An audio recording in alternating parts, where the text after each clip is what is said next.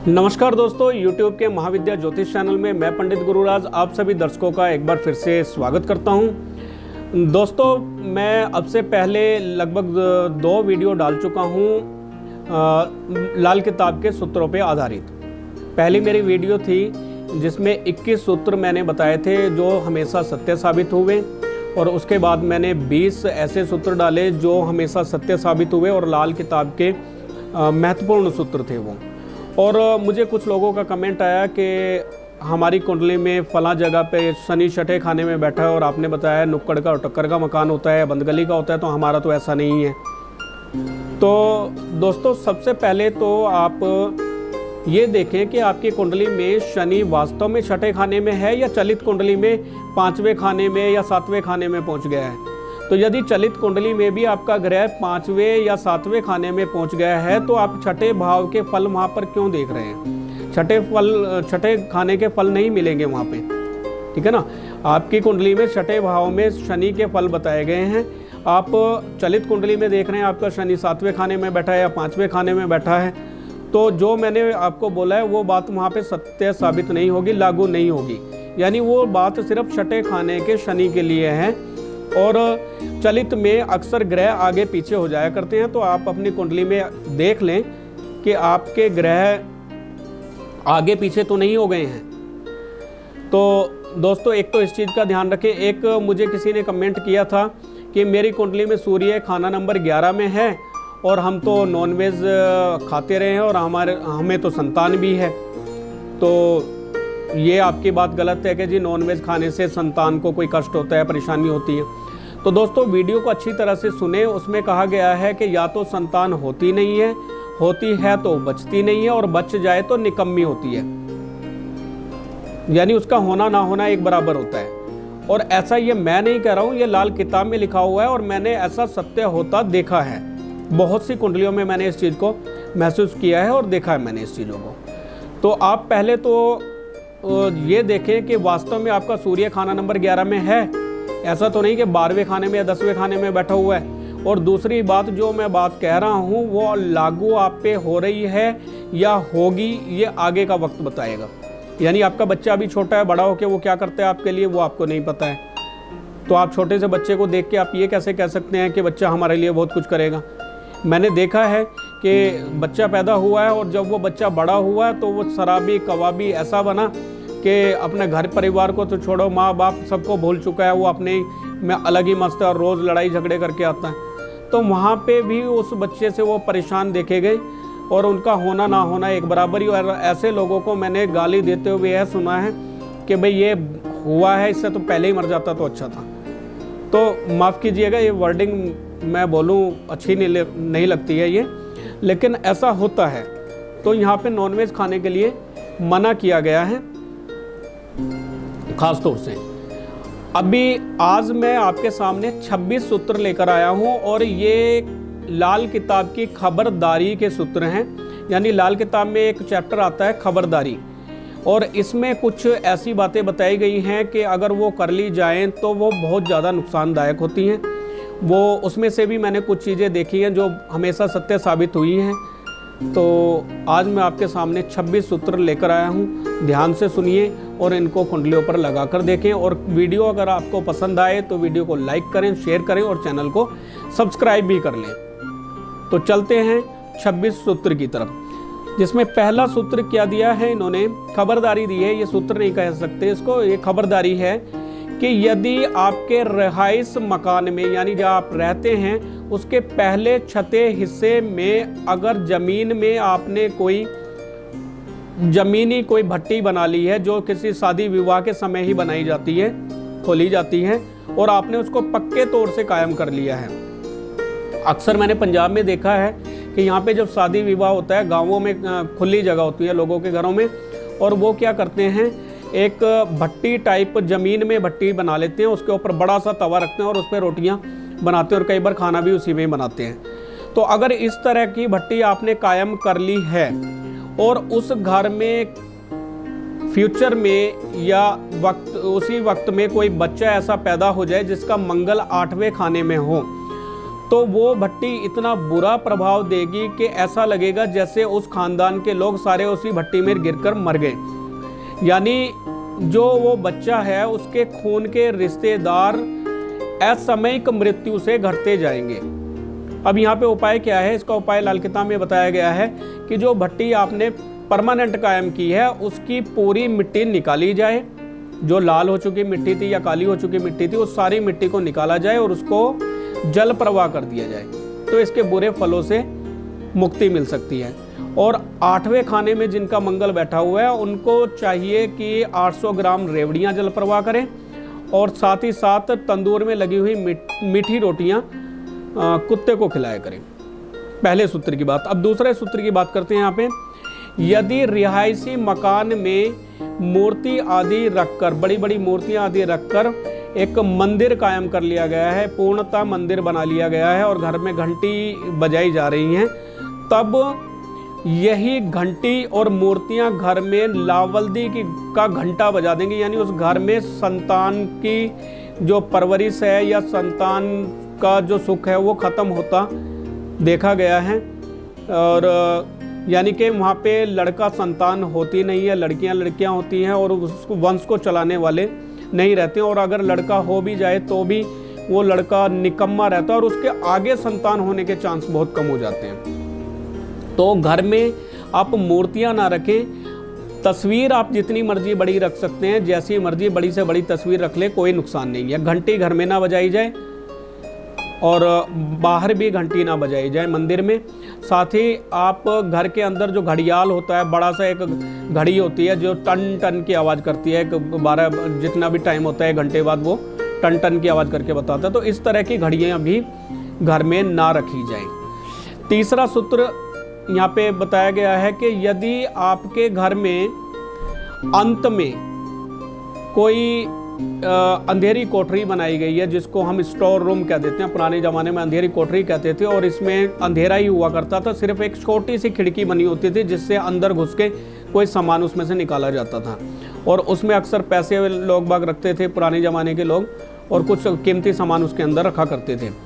तो यदि ऐसी कोठरियाँ आज तो नहीं मिलती हैं, ना शहरों में है ना गाँवों में है। अब क्या होता है कि स्टोर रूम बनाया जाता है और सामान वगैरह रखने के लिए बनाया जाता है, जिसमें कई बार लोगों ने अलमारी भी रखी होती है पैसे की।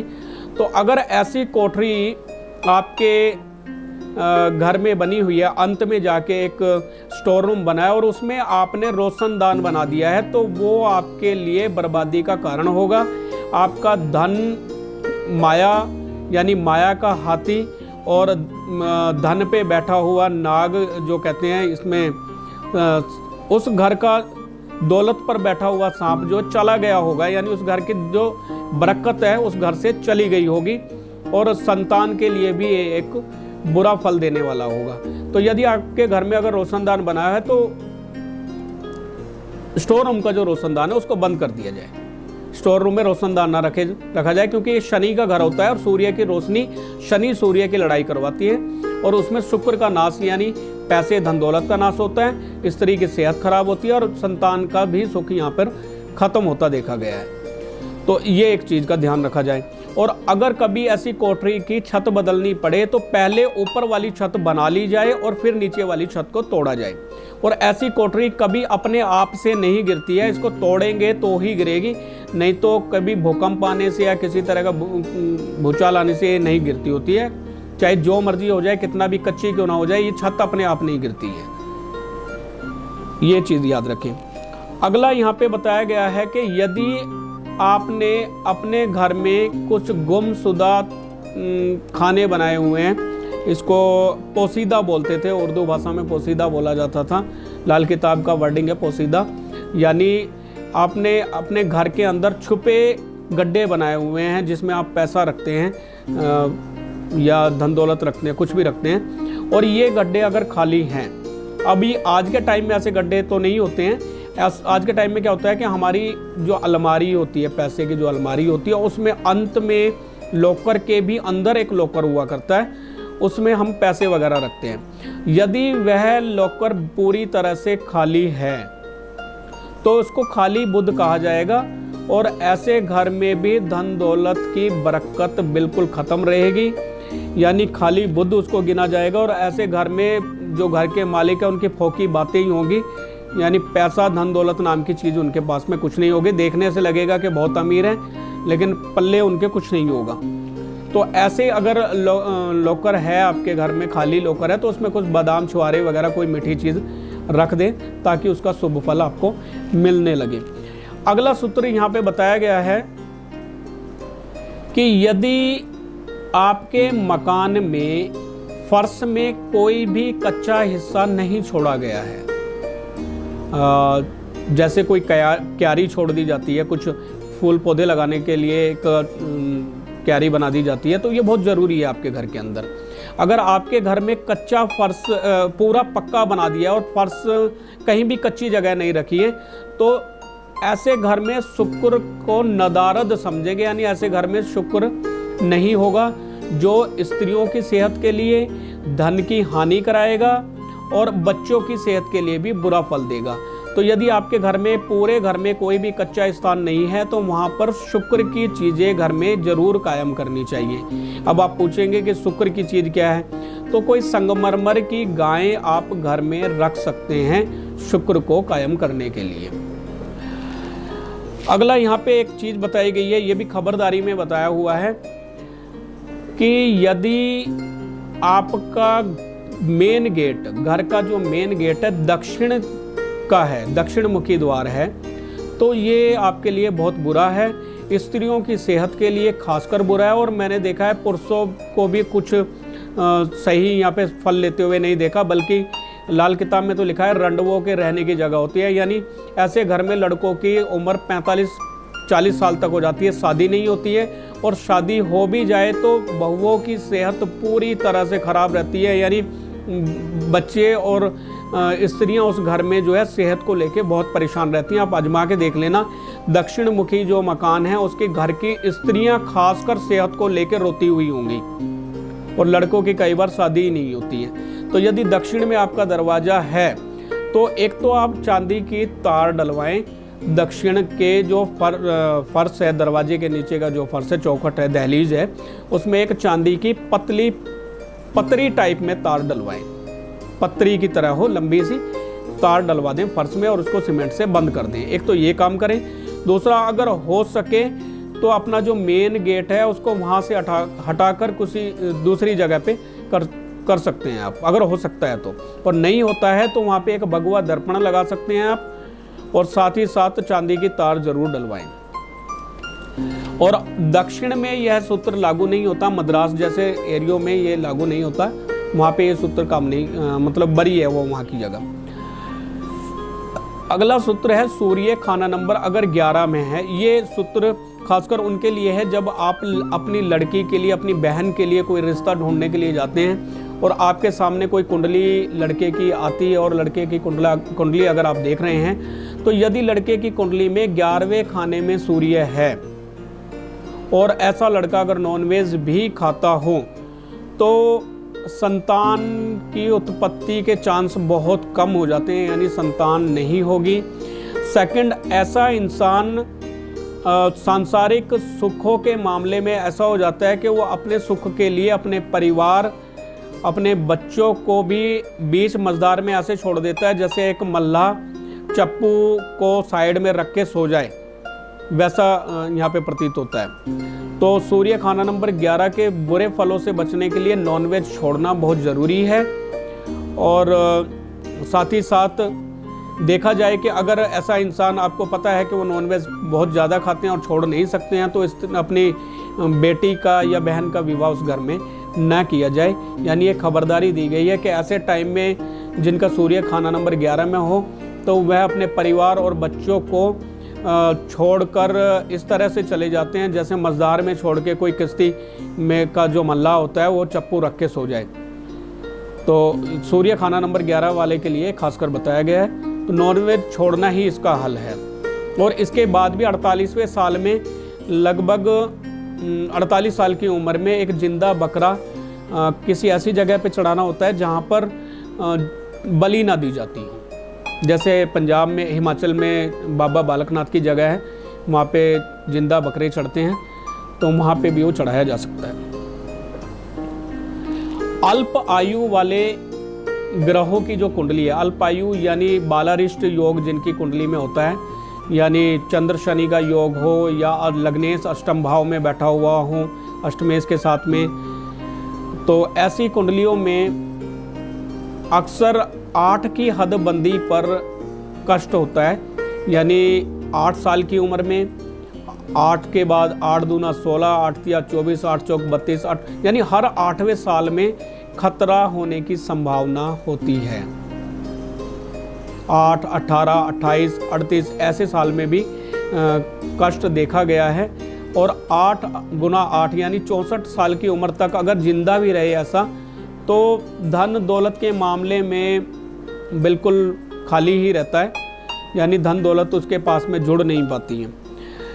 यदि कुंडली में राहु मंदा हो या मंदा कर लिया गया हो या बुध राहु इकट्ठा हो, तीसरे 8वें 9वें और 12वें भाव में राहु बैठा हुआ हो या बुध राहु इकट्ठे बैठे हों, तो भी देखा गया है कि ऐसे कुंडली वाले जो लड़के होते हैं वो ससुराल के लिए भारी होते हैं, यानी ससुराल के धन दौलत के लिए, परिवार के लिए वो शुभ फल वाले नहीं होते। एक बार फिर से सुन लें, यदि तीसरे 8वें 9वें 12वें भाव में बुध राहु या अकेले राहु पड़े हुए हों और राहु यदि मंदा हो, राहु मंदे का मतलब है नीच राहु बैठे हुए हों, तो ये अशुभ फल देने वाला कुंडली में होता है, खासकर ससुराल परिवार के लिए। और यहाँ पे एक चीज़ और बताई गई है, यदि शनि खाना नंबर 2 में हो तो भी ये फल कहा गया है कि जैसे जैसे लड़के के घर में गाड़ियाँ वाहन आएंगे या कोई बच्चा जन्म लेगा तो ससुराल परिवार से कोई ना कोई एक सदस्य के जाने की तैयारी हो जाया करती है।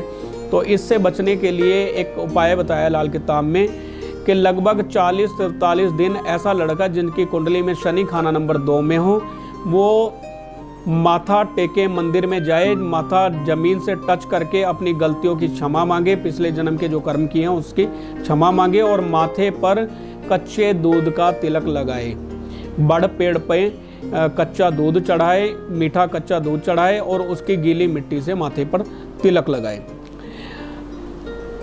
यदि शुक्र केतु लगन में हो और मंगल यहाँ पे मंगल बुध और चंद्र नष्टी हो, खराब हो, मंगल बुध और चंद्र नष्ट हो।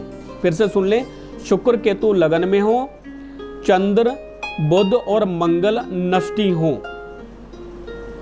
और दूसरा यहाँ पे नियम बताया, यदि सूर्य खाना नंबर 4 में हो, शनि खाना नंबर 7 में हो, चंद्रमा खाना नंबर 2 में हो और शुक्र खाना नंबर 5 में हो, तो ऐसे जो लड़के होते हैं संतान उत्पत्ति की क्षमता उनमें बहुत कम होती है, यानी पुत्र संतान तो पैदा ही नहीं होती, कई बार इस लड़की संतान भी पैदा नहीं होती। ऐसे में कई लड़कों को जानता हूँ जिनकी कुंडली में ऐसे योग थे तो उनको संतान नहीं हुई, और अगर हुई भी है तो अंत में काफ़ी मेहनत, मतलब काफ़ी उपाय कराने के बाद में और काफ़ी इलाज कराने के बाद में लड़की पैदा हुई है और वो भी बहुत सेहत से परेशान देखी गई है। तो मैं ये नहीं कहता हूँ कि लड़की संतान नहीं होती, लड़की भी संतान होती है और लड़कों से अच्छी होती है। परंतु यहाँ पे लाल किताब में एक बात विशेष तौर से कही गई है, यहाँ पे लड़की को संतान नहीं गिनती लाल किताब। मैं इस के पक्ष में नहीं हूँ क्योंकि मेरी खुद की एक बेटी है, तो लड़की लड़कों से कहीं अच्छी होती है। फिर भी जो लाल किताब में बताया गया है नियम, मैं वो बता रहा हूँ। कई बार संतान होती ही नहीं देखी गई है, संतान ही नहीं होती है। यदि सूर्य खाना नंबर 6 में हो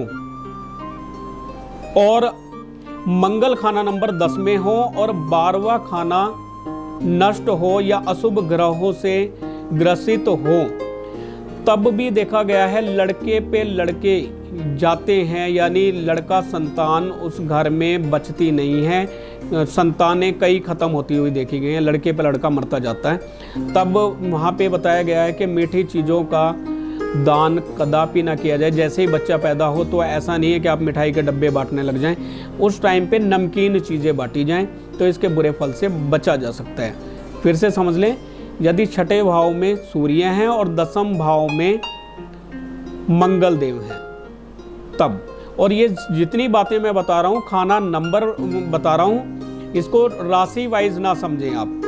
राशि कोई भी पड़ी हो, हमने खाना नंबर की बात करनी है। लगन खाना नंबर 1 होता है, और एंटी क्लॉकवाइज जब गिनती करते हैं हम तो सीरियल वाइज खाने होते हैं। खाना नंबर 1, 2, 3, 4, 5, 6 इस प्रकार से होते हैं। यानी लगन खाना नंबर 1 है, और एंटी क्लॉकवाइज खाना नंबर 2, 3, 4, 5, 6, 7, 8, 9, 10, 11 और 12 खाने होते हैं।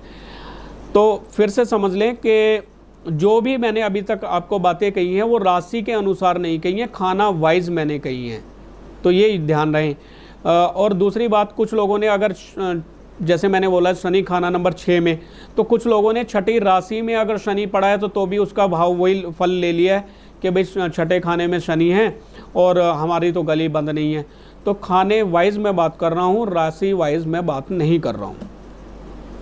अगला सूत्र देखें, यदि सूर्य खाना नंबर 4 में और मंगल खाना नंबर 10 में हो, सूर्य खाना नंबर 4 और मंगल खाना नंबर 10 में हो तो आँखों की तकलीफ, खासकर एक आँख में तकलीफ होती है। यानी कई बार देखा गया है कि बंदा एक आँख से अंधा होता है, यानी काना बोला जा सकता है उसमें, और अधर्मी हुआ करता है। तो ऐसे भी लड़के से, मतलब ये शादी के टाइम पे ये ग्रह देखने के लिए बताया गया। लड़के की कुंडली में अगर चौथे खाने में सूर्य है और 10वें भाव में मंगल है, तब भी रिश्ता अवॉइड किया जाए। बृहस्पति शुक्र अगर इकट्ठा हैं कुंडली में, बृहस्पति शुक्र अगर कुंडली में इकट्ठा हैं, या चंद्र खाना नंबर 1 में हो और बृहस्पति खाना नंबर 11 में।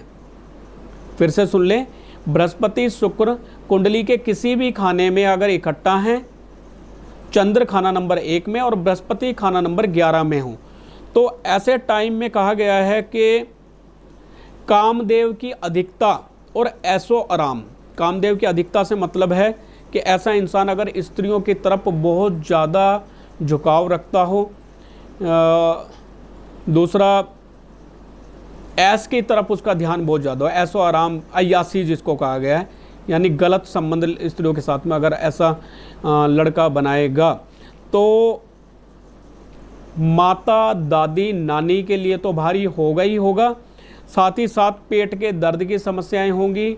भाई, मामा, ताया, इनके लिए अति अनिष्टकारी साबित होगा यदि, क्योंकि यहाँ पे चंद्र नष्ट हो जाएगा, चंद्र नष्ट हो जाएगा। लगन में चंद्रमा, बृहस्पति खाना नंबर 11 में हो, तो यह फल जो है माता, दादी, नानी के लिए तब बुरा हो जाएगा जब ऐसा इंसान कामदेव की अधिकता रखता हो, यानी बहुत ज़्यादा सेक्स की तरफ उसका रुझान हो। तो अगला सूत्र है, यदि सूर्य शनि की टक्कर हो, सूर्य देव शनि पर दृष्टि मारते हूँ, शनि देव की सूर्य पे नहीं कह रहा हूँ मैं, सूर्य देव की शनि पे दृष्टि हो।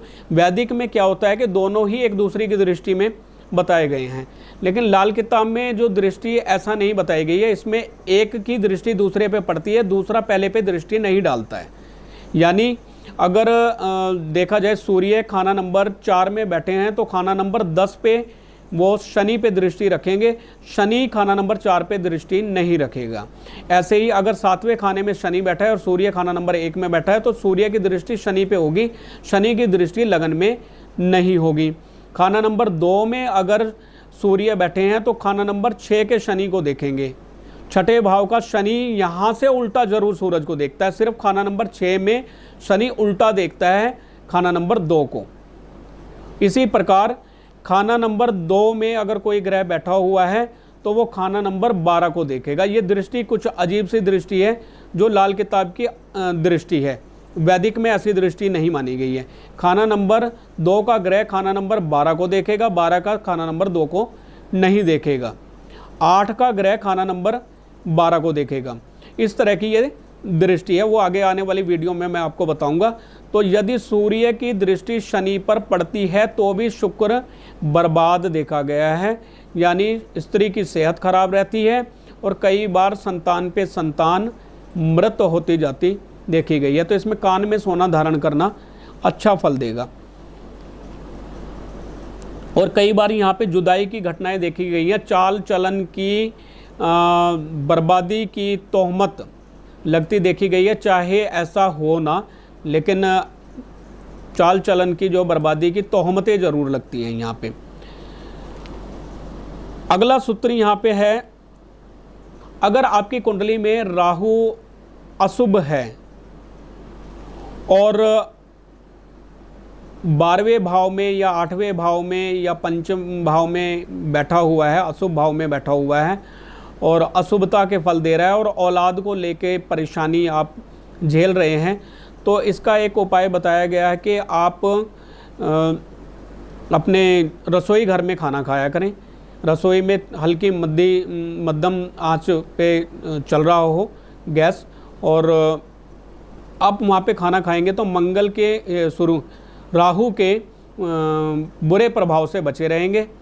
यानी राहु के जो बुरे प्रभाव हैं वो मंगल से दबे रहेंगे, बुरा प्रभाव आपको नहीं मिलेगा। और साथ ही साथ एक उपाय बताया यहाँ पे कि घर के जितने सदस्य हैं आपके, उनको मिला के प्लस जितने महीने में आपके रिश्तेदार आते हैं, कोई आया गया जो भी है, उसको भी टोटल कर लें तो मीठी रोटियां बनाई जाएं। यानी घर में अगर 4 सदस्य हैं और आप कहते हैं कि महीने में लगभग 5 से 10 लोग और आ जाते हैं, तो 14 रोटियां, आप चाहे वो छोटी छोटी रोटियां हो, उसका साइज़ या वज़न कोई मायने नहीं रखता, आप छोटी छोटी रोटियां मीठी बनाएं और जानवरों को डाल दिया करें, तो इससे भी संतान उत्पत्ति में जो बाधा है वो दूर रहेगी और औलाद का सुख प्राप्त होगा। एक उपाय और बताया गया है, अगर रात की नींद आपकी बहुत गड़बड़ रहती है और संतान उत्पत्ति में कोई प्रॉब्लम आ रही है, औलाद को लेके कोई आप प्रॉब्लम में है, स्त्री परिवार को लेकर, तो यहाँ पे एक उपाय बताया गया है कि आप रात को सिरहाने जल रखा करें। चारपाई के नीचे, बेड के जो पीछे टो होती है उसके ऊपर भी रख सकते हैं आप। एक गिलास जल का खुला रखें, उसको ढकना नहीं है, या चारपाई के नीचे की तरफ आप रख सकते हैं, सिरहाने की तरफ एक गिलास में जल रखें और सुबह पौधों में डाल दिया करें। ये आपको बीमारी से, झगड़ों से, फसाद से, तोहमतों से भी बचा कर रखेगा, अपमान से बचाएगा, बीमारियों से बचाएगा।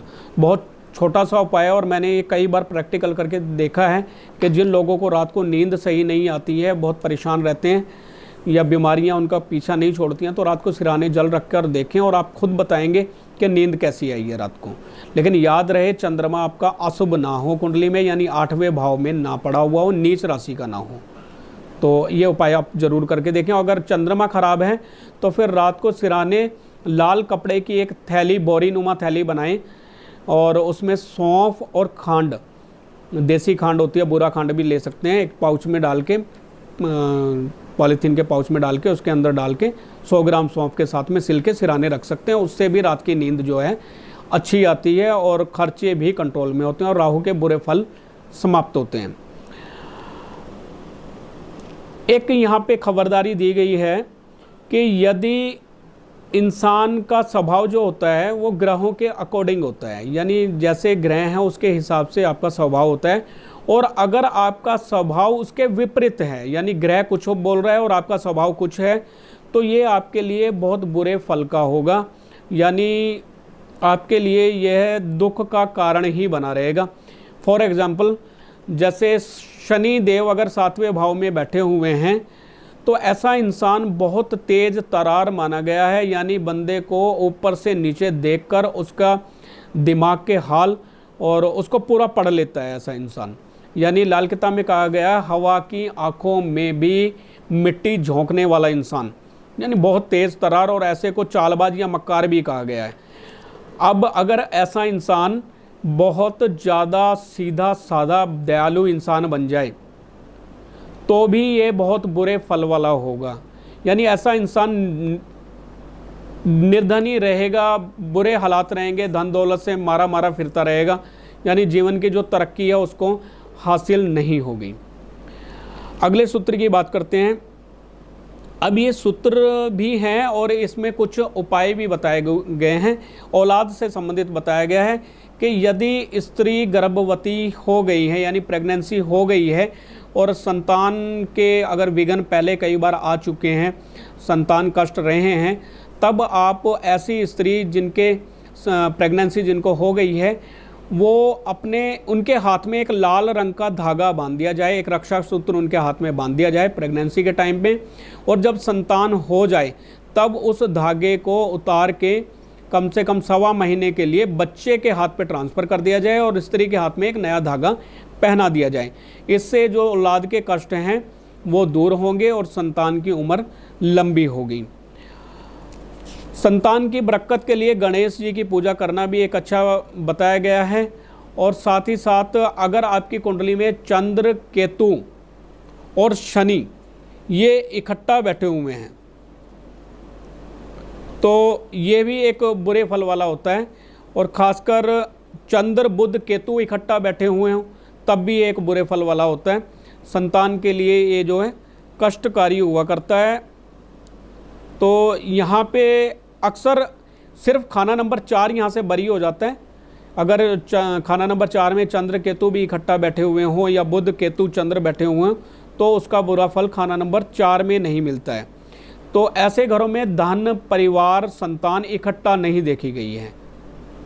यानी बुध, शुक्र और केतु अगर आपकी कुंडली में इकट्ठा है तो तीनों चीज़ें धन, परिवार, संतान ये इकट्ठा नहीं होगी।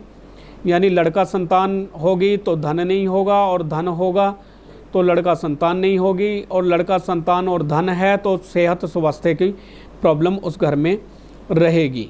तो गौ ग्रास देना यहाँ पे एक शुभ फल देने वाला होगा। गाय को, कुत्ते को और कौवे को अपने हिस्से की रोटी का टुकड़ा ज़रूर डालें। घर में 3 रोटियाँ बनाई जाएं, एक गाय को डाली जाए, एक कुत्ते को डाली जाए और एक कौवे को डाल दी जाए।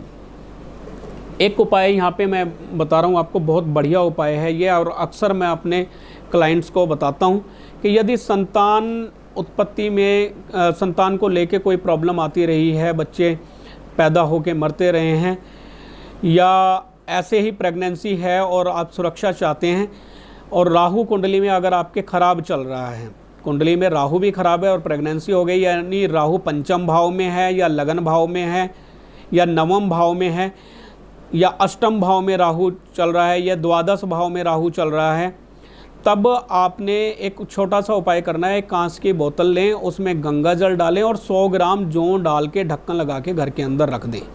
तो ये भी आपके बुरे प्रभाव को रोकेगा।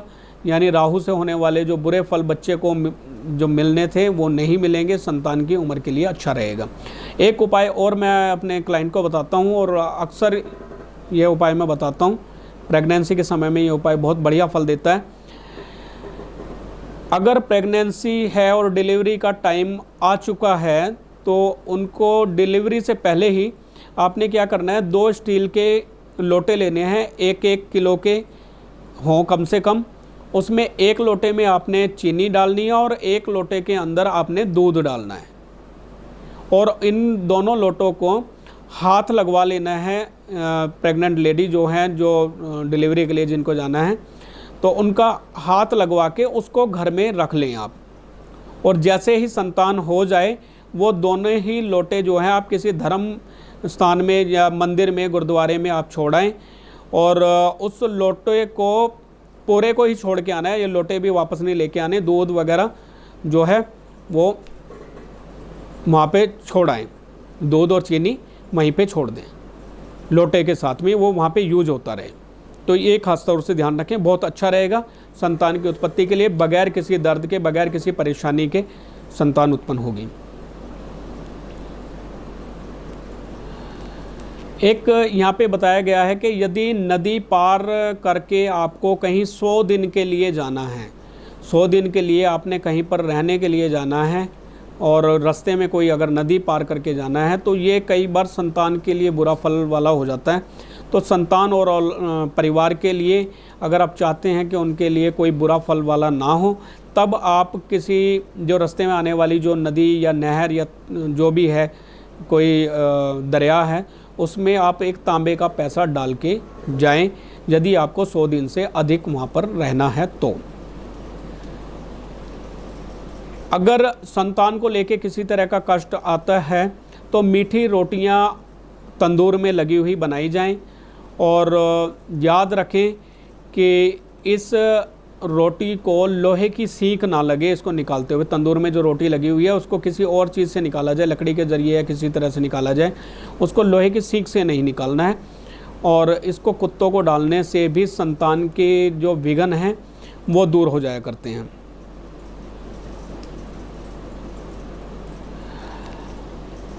एक उपाय बहुत ही ज़बरदस्त उपाय है जो खासकर उन लोगों के लिए जिनके घर में संतान या तो पैदा नहीं हो रही है काफ़ी टाइम से, या संतान पैदा होती है तो वो नष्ट हो जाती है। उनके लिए एक उपाय बताया गया, बहुत ही ज़बरदस्त उपाय है, मैं आपको बता रहा हूँ। आप देखें कोई ऐसी कुतिया कोई मिल जाए, यानी फीमेल डॉग कोई ऐसी मिले जिसने सिर्फ एक ही बच्चे को जन्म दिया हो, एक यानी मेल पपी को जन्म दिया हो, ऐसा कोई बच्चा आपको मिल जाए तो उसको ले आएं आप। यानी ऐसी कोई आप फीमेल डॉग देखें जिसने सिर्फ एक ही बच्चे को जन्म दिया हो। ऐसा अक्सर होता नहीं है, यानी 5-6 बच्चे देती है, तो अगर ऐसा बहुत कम होता है। और अगर ऐसा कोई बच्चा आपको मिल जाए फीमेल डॉग का जो मेल हो और अकेला बच्चा हो, तो ऐसे बच्चे को लाकर अगर आप अपने घर में रखते हैं तो वो आपके घर परिवार की वृद्धि करेगा, आपके संतान की वृद्धि करेगा। संतान अगर नहीं हो रही है तो संतान का सुख भी आपको देगा। तो दोस्तों, ये जो थे मैंने 26 सूत्र आपके सामने रखे हैं और 26 मैंने आपके सामने खबरदारी ये लाल किताब की बताई है। याद रहे, इसमें किसी भी ग्रह का फल देखते हुए आप ये खासकर याद रखें कि मैंने ये खाना वाइज आपको बताया है, आप इसको राशि वाइज कदापि मत समझना। यानी आपकी कुंडली में कहीं पर अगर मैंने बोला है 11 नंबर खाने में अगर सूर्य बैठा है तो ये फल मिलेगा, तो आप 11वां खाना देखें, 11वीं राशि नहीं, क्योंकि 11वीं राशि तीसरे खाने में भी हो सकती है, चौथे खाने में भी हो सकती है, लगन में भी हो सकती है। 11वां खाना 11वें खाने की जगह ही होगा। लगन भाव से एंटी क्लॉकवाइज गिनते हुए जो 11वें नंबर पर खाना होगा उसको खाना नंबर 11 बोलेंगे। इस चीज़ का ध्यान रखें। दूसरा, आपने अगर कोई फल देखना है तो चलित कुंडली में भी आप अपने ग्रह को देख लें। मैंने बोला है खाना नंबर 8 में मंगल, तो आप खाना नंबर 8 के मंगल को चलित कुंडली में भी देखें कि खाना नंबर 8 में ही है। ऐसा तो नहीं कि खाना नंबर 9 में चला गया है, खाना नंबर 7 में। तो इस चीज़ का ध्यान रखें और फिर मुझे कोई कमेंट करें। और उम्मीद है आपको आज के जो बताए गए सूत्र पसंद आए होंगे। और अगर आपको कोई इसमें परेशानी आती है कोई चीज़ समझने में तो आप मुझे कमेंट कर सकते हैं, मैं कोशिश करूँगा उसको सुधारने की। कुछ वीडियो में मेरी जो पुरानी वीडियो हैं उसमें साउंड की प्रॉब्लम रही है, तो मैं वक्त जैसे ही मिलता है वो वीडियो मैं दोबारा डालूँगा और जो भी प्रॉब्लम है उसको दूर करने की कोशिश करूँगा। तो दोस्तों, यदि आपको वीडियो पसंद आई है, वीडियो को लाइक करें, शेयर करें, चैनल को सब्सक्राइब भी कर लें। इसी तरह की वीडियो मैं अपने चैनल पे डालता रहता हूँ और आने वाले समय में मैं लाल किताब सिखाने वाला हूँ। यानी लाल किताब पे आधारित जितने भी ग्रह हैं, 9 के 9 ग्रहों के 12 ही भावों में फल मैं बताने वाला हूँ। और लाल किताब की जो व्याकरण है उस विषय में भी मैं सिखाने वाला हूँ। तो चैनल को सब्सक्राइब कर लें। अगर आप लाल किताब सीखना चाहते हैं, लाल किताब के बारे में जानकारी लेना चाहते हैं, और अगर आप लाल किताब नहीं भी सीखना चाहते हैं और आपको कुछ ऐसी चीज़ें जानना है जो आपके लिए बहुत लाभदायक हो सकती हैं, जैसे मैंने अभी 26 सूत्र या 26 खबरदारियां मैंने आपको बताई, तो अगर आपको इन चीज़ों का पता होगा तो उम्मीद है कि जो फल आपको बुरे मिल रहे होंगे वो अब आपको नहीं मिलेंगे, आप अगर इन उपायों को करेंगे तो अगली वीडियो का इंतज़ार करें, फिर मिलेंगे। तब तक के लिए इंतज़ार करें। नमस्कार। वीडियो को आपने अंत तक देखा उसके लिए आपका बहुत बहुत धन्यवाद। मेरी वीडियो अक्सर लंबी हुआ करती है क्योंकि मैं जानकारी पूरी तरह से देनी चाहता हूं और अपनी तरफ से मैं कोशिश करता हूं कि कहीं कोई गलती ना हो। तो अगर मुझसे कोई तरह की किसी भी तरह की कोई गलती हुई हो तो क्षमा करें, और जो भी मार्गदर्शक बनेगा मेरे लिए वो अच्छा ही होगा। तो अगर कोई गलती है तो आप मेरा मार्गदर्शन कर सकते हैं, कमेंट कर सकते हैं, मैं कोशिश करूंगा उसको सुधारने की। तो फिर मिलेंगे, तब तक के लिए नमस्कार।